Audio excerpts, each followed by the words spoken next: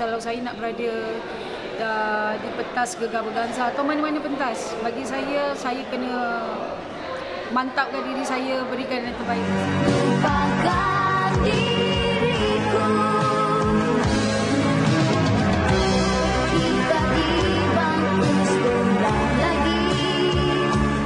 Okey, ini yang dah lama sangat tak jumpa sebenarnya. Dah lama sangat tak nampak, dah lama sangat tak dengar cerita. Saya sekarang bersama dengan Ruhil Amani, okey. Apa khabar? Sihat? Sihat. Okey, so sekarang ni kita, tapi maknanya betul lah ni. Maknanya memang nak buat comeback lah sekarang ni. Memanglah nak aktif rindu menyanyi. Menyanyi. Tak boleh lari lah. Bila saya rindu pasal nak nyanyi, peminat Ruhil memang ramai. Dan ramai jugalah ura-ura yang mengatakan bahawasanya Ruhil akan memulakan comeback tu dengan Gegar Berganza. 2-3 tahun lepas pun dah mula sebut kan sebenarnya nama-nama macam tu kan. Sebelum ni pernah kita fikir nak masuk Gegar Berganza atau pernah tak dijemput sebelum ni lah? Dan itu dulu. Sebelum satu soalan lagi. Pernah tak sebelum ni terfikir ataupun dijemput? Saya pernah, tapi masa diorang panggil saya tu masa saya tengah mengalami kecederaan. Jadi saya memang tak boleh, saya tak boleh terlibat pasal macam saya cakap, kalau saya nak berada di atas pentas, saya ada penyokong-penyokong setia saya yang sokong saya selama ni. Memang diorang tunggu je untuk saya keluar.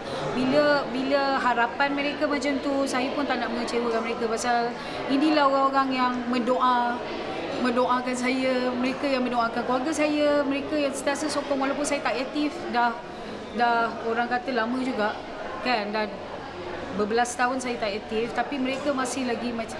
Jadi kalau saya nak keluar, kalau saya nak berada di pentas Gegar Berganza atau mana-mana pentas, bagi saya kena mantapkan diri saya, berikan yang terbaik pasal last kali saya nak adalah kecewakan. Kalau tambah peminat baru, alhamdulillah. Tapi peminat yang sedia ada tu yang saya kena dijaga hatinya ya. Saya nak kena jaga, saya tak nak kecewakan diorang dan saya cuba berikan terbaik. Pasal diorang memang tunggu je. Tunggu keluar. In fact, masa show yang ni, saya baru cakap saya akan aktif balik. Diorang yang dulu keluar poster. Saya tak keluar lagi info. Diorang dah keluar dah. Poster untuk yang show ni. Jadi kalau boleh tak nak kecewakan. Jadi mungkin sebab peminat-peminat macam tu lah yang ramai mengatakan bahawasanya Ruhil Amani akan berada dalam GV tahun ini 2021.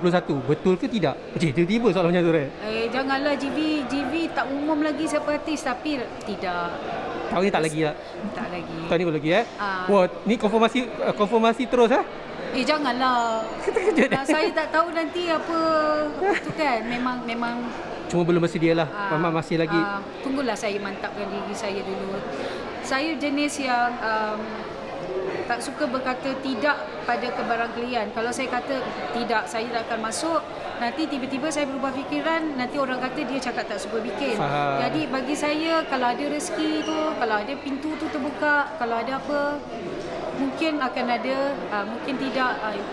Itu in the future lah. Niat memang ada, cuma belum bersedia lagi. Masa ni nak bersediakan diri dulu, betul Macam tu lah. Begitulah kalau nak buat kesimpulan macam tu. Okey, dah rasanya tak saya kahwin 2003. Betul tak? 2003. So hampir 18 tahun lah sebenarnya.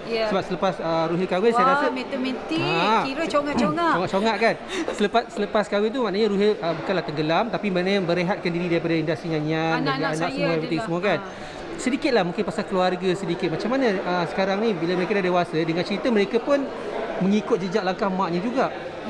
Boleh kongsi sikit? Anak-anak saya dua-dua minat muzik. In fact kakak dia baru je habis periksa, dia dah kata dia nak study music. Nak study music. Jadi saya jenis yang tak pasal anak-anak, apa pun bidang yang dia pilih, asalkan dia orang happy. Bagi saya yang penting dia orang happy dengan apa yang dia buat dan dia orang berikan yang terbaik dengan segala career pilihan dia orang. Itu lagi penting daripada saya, dan selama ni pun itu reason pertama kenapa saya menyepikan diri pasal anak-anak. Pasal bagi saya kerana saya mula career saya daripada usia saya 13 tahun. Jadi melihat anak-anak saya membesar adalah keutamaan bagi saya. Mendidik anak saya, orang kata kalau nak mendidik anak ni masa kecil, bila dah besar kita nak tegur, kita nak marah semua tak boleh. Jadi bagi saya itu keutamaan saya lah, keluarga, anak-anak. Mereka macam mana? Dia ikut maknya ke ataupun genre lain yang diorang minat? Sebab budak-budak zaman sekarang kan lain kan? Anak-anak diorang ada lalu fasa macam mak dia jugalah dulu. Macam anak saya dulu yang kecil ni, umur dia 10 tahun, sebelum ni dia minat 70s rock. Wow. Dia akan nyanyilah lagu Rolling Stone ke, lagu apa-apa. Tapi sekarang dia tengah gila rap. Jadi mak dia dengar je lah dalam kereta. Dia pasang kuat. Dia suka pasang dalam kereta kuat. Mak dia tu lah. Bila macam tu barulah macam saya faham perasaan mak saya dulu zaman saya dengar rock, lagu heavy metal. Barulah kata, oh barulah aku faham. Macam ni lah agaknya mak bapak aku dulu nak melayankan aku. Sekarang ni anak duduk sibuk rap je. Yang kakak dia campur. Dia memang dia minat banyak genre. Jadi dia samalah macam mak dia. Pening jugalah maknya rock, pop rock, tiba-tiba nak buat rap kan? Rap. Lain macam sikit lain macam. Tapi maknya tak ada masalah anak-anak mengikuti jalan langkah. Memang tak ada masalah. Yang penting saya cakap dengan mereka bahagia, diorang happy dan mereka berikan terbaik. Pasal apa pun career yang pilih, tak kisahlah nak jadi doktor, lawyer ke, kalau kita buat jenis separuh hati, separuh jalan, memang tak itulah. Yang penting kalau itu yang kau pilih, cubalah. Buat seikhlas mungkin, buat sebaik mungkin, itu saja. Tapi kalau diorang berubah fikiran pun, diorang kata mami tiba-tiba nak tukar jadi lain, tak kisah juga, asalkan buat betul-betul. Itu yang penting. Okay, kita lupakan pasal kata kemunculan semula melalui konsert, melalui GV semua. Kita nak tanya juga, ada tak mungkin lagu baru yang akan datang daripada Ruhil sendiri? Lagu baru ada. Baru je tadi saya pendengarkan di kelompok masa duduk tu, memang ada. Dah siap lah sebenarnya lagunya? Lagu dah siap, tapi pasal banyak terhenti, pasal nombor satu sebelum ni saya cedera. Bila plan nak keluar album, cedera dah. Tahun berapa tu masa tu yang cedera? Lupa lah. Dah tak ingat, few tahun, tapi kesan dia sampai sekarang lagi, lah. Cuma kesan dia sekarang ni tak adalah saya menderita tu, cuma macam saya cakap, bila saya nak get back, nak fitkan diri, nak aktif kembali, benda tu memang ambil masa sikit lah. Kita recap balik, kenapa sebenarnya mesti jatuh ke apa sebenarnya? Macam mana? Saya daki gunung. Okey, Jatuh gunung. Saya ni sebenarnya orang yang lasak. Memang selalu daki gunung. Jadi saya jatuh gunung, jatuh tergelincir. Saya daki gunung berapi dekat Bali masa tu. Jadi tergelincir. So memang masa tu fracture ke patah tu? Memang tu masalah dia. Pasal saya jenis lasak, saya tak ingatkan tak patah. Rupanya faham, patah. Dia biarkan ya? Dibiarkan. Jadi bila tulang tu dia macam tak heal sempurna. Jadi kesan dia sampai sekarang. Faham? Jadi macam in fact pakai kasut tumit tinggi pun sebenarnya boleh rasa sakit lah. Sakit. Lepas tu kalau macam sekarang kalau saya brisk walk tak sampai 4 km, inflammation already. Wow. Kaki. Itu semua sebab tak pergi jumpa doktor awal tu kan? Ya, doktor marah kan? Itulah dia. Dah sedar diri dah sekarang. Sedar diri ya. Tapi benda tu slow down kan lah. Bukan kata tak boleh, cuma kalau sebelum ni saya jenis boleh berlari, whether kat treadmill ke apa ke 45 minit, sekarang berlari pun tak ada. Tak boleh lah, tak boleh langsung. Jadi ni sebab menyebabkan lagu tu lambat keluar lah sekarang ni yang tadi. Nombor satu faktor kesihatan. Sebelum tu nombor satu bila anak kecil. Oh, lagu ni dah lama ke? Tak, dah album dah ada. Oh, dah ada. Album dah ada. Tak okey. Album memang dah ada, dah berapa tahun dah. Tapi saya cedera, jadi saya tak boleh nak keluar. Saya tak boleh nak keluar. Macam saya cakap, saya kalau boleh tak nak kecewakan peminat-peminat saya. Kalau nak keluar tu, kalau kita keluar dekot-dekot, lain pula jadi dia. Jadi kena mantap, kena improvekan diri sendiri dulu lah kalau nak keluar pun. Jadi maknanya Ruhil nak keluar, bila lagu tu keluar, Ruhil boleh keluar buat persembahan, berjumpa peminat. Bukan keluar lagu saja tapi duduk kat rumah kan? Ya. Sebab itu saya rasa yang paling penting tu. Tapi itu sebab bagi saya kena ambil show dulu. Mantapkan diri dulu. Buat macam saya katalah, ibarat macam artis baru, kita one step at a time. Lepas tu bila dah tu baru keluar lagu tu. Bezanya Ruhil Hamani dia ada peminat dia semuanya yang dah dewasa, semuanya dah berduit. Kalau buat konsert saya rasa mesti lepas. Itu yang paling penting. Tapi itulah macam katanya kesihatan semua tu perlu dijaga lebih dahulu sedikit. Pasal saya tak nak nanti kalau saya berada atas pentas, peminat tengok tercungap-cungap atau apa. Pasal ini kejayaan saya. Saya kena bersikap profesional.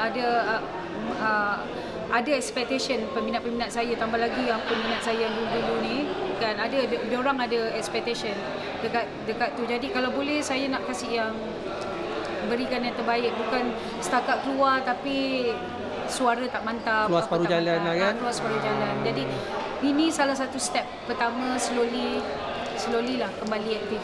Okeylah, tak nak terus. Dua soalan terakhir daripada saya. Yang pertama, tadi dia cerita biasa kita orang tunggu orang mendalam. Biasanya lah kan, kalau jadi Ruhi cakap kata macam terpaksa jadi macam budak baru balik semula, terpaksa belajar balik semula kan. Siapa kalau dalam dunia hari ni lah 2-3 tahun kebelakangan ni yang Ruhi rasakan bahawa penyanyi-penyanyi ni yang macam Ruhi kata berbakat? Sebab jangan cakap penyanyi rock lah. Penyanyi rock memang tak ada. Saya memang Ella, Ruhil je dua orang yang sampai sekarang. Tapi lain, mungkin genre lain. Yang genre lain macam tadi tanyalah, bagi saya barisan baru yang Ernie Zakri, Aina Abdul, bagi saya memang dahsyat diorang punya talent lah. Saya memang kagum dengan diorang punya bakat. Tapi kalau rock betul-betul memang belum nampak lagi kan sekarang? Tak nampak lagi, itu sebab saya tak sebut. Tapi kalau genre lain tu macam Ernie Zakri tu, vokal dia memang dahsyat. Dan last question ialah sementara menunggu lagu nak keluar selepas kahwin dulu kan, kita sepi sekejap dan menunggu lagu baru nak keluar ni, ada ke buat benda-benda lain yang mungkin boleh kongsi sama dengan kita orang, macam berniaga ke apa-apa ke, ataupun memang jaga anak-anak sahaja? Ada juga tanya kenapa saya tak berniaga ke atau apa, tapi buat masa sekarang ni tumpuan dia adalah memperbaiki diri sendiri, vokal. Sebelum ni memang fokus memang kat anak. Sekarang ni anak saya seorang dah habis exam penting dia, IGCSE, saya dah lega. Maknanya sekarang ni tinggal nak masuk universiti. Yang lagi seorang umur 10 tahun, memang tumpuan saya dekat apa-apa pun. Walaupun ramai kenal saya sebagai penyanyi, kalau kat rumah saya ibu dulu. Apa-apa keputusan yang saya ambil semenjak saya berkeluarga, semenjak saya ada anak, segala keputusan saya ambil adalah kepentingan anak dulu. Lepas tu bila macam sekarang ni barulah berani aktif pasal anak dah besar. Kalau anak saya umur 7 tahun, 6 tahun, 5 tahun, susah. Pasal macam sekarang ni kalau saya nak aktif, saya dah boleh bawa dah sekali anak-anak semua ke. Kalau tu dah lagi mudah kan. Itulah orang kata bila kita dah berkeluarga, keputusan tu susah lah nak buat tu. Kan, tapi tak ada sebarang kekesalan pasal saya tengok anak-anak saya je, hati saya. Dan lagipun macam saya cakap, saya dah involve dalam industri ni 13, masa umur saya 13 tahun. Saya dah lalui macam-macam. Jadi kalau saya menyanyi balik ni pasal saya memang mencintai bidang nyanyian. Tapi dalam masa sama bila kita berkeluarga, memang kena lebihkan keluarga. Kena lebihkan keluarga juga.